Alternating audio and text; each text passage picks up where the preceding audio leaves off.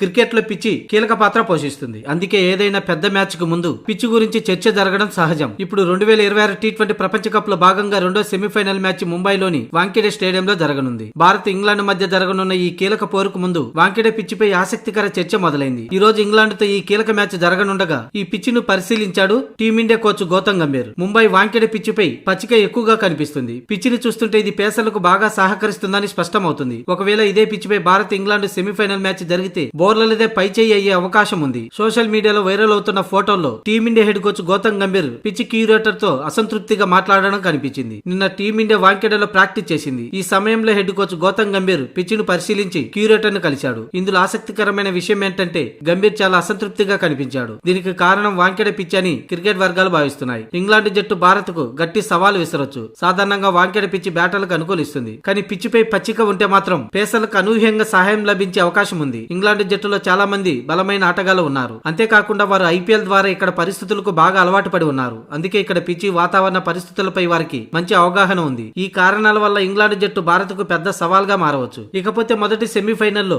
South ఆఫ్రికాను ఓడించిన New Zealand జట్టు final కు చేరుకుంది. దీంతో ఈ రోజు ఇంగ్లాండ్ వర్సెస్ భారత్ మధ్య జరిగే ఈ రెండో సెమీఫైనల్లో గెలిచిన జట్టు 8వ తేదీన న్యూజిలాండ్ తో ఫైనల్లో తలపడనుంది.